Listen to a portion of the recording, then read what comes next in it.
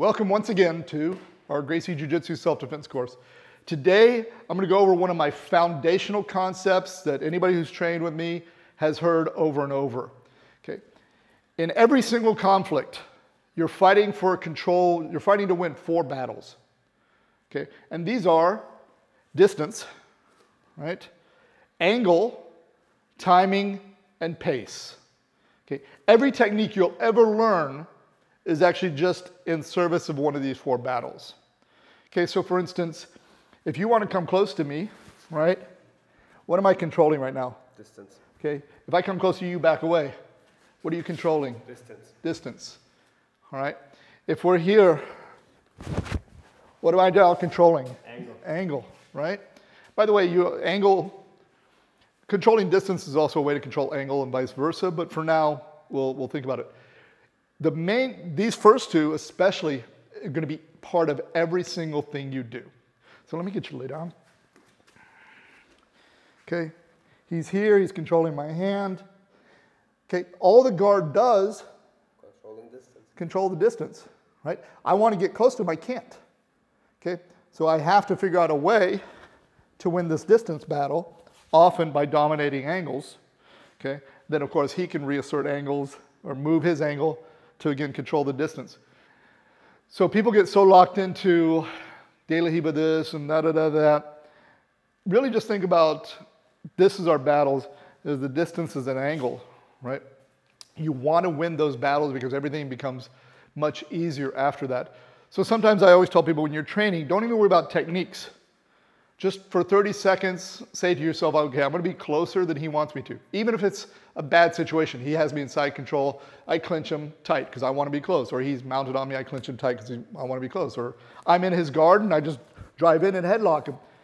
Get used to dominating the distance, get used to dominating the angle. I'm here, right? We're here. Turn into me.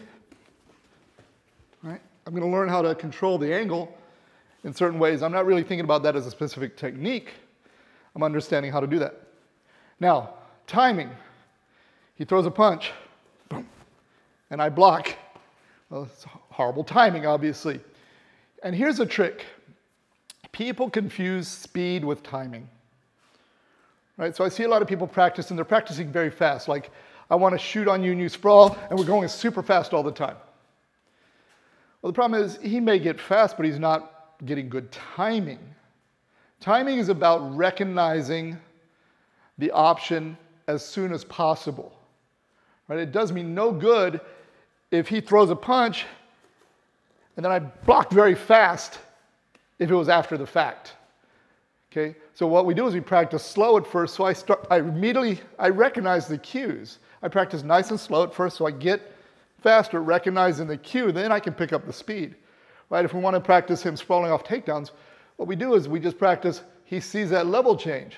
That's his cue. So we practice nice and slow. Go ahead and sprawl this time. And I'll just practice and just go ahead and sprawl. Boom, and then he'll come back up. We just practice nice. So he starts to build that timing. This is why I don't like students to always drill fast, because they're not really building the timing. And they're building kind of a stress situation, right? Because really fast, you're stressed and you're responding incorrectly. Okay, so train so you recognize the timing.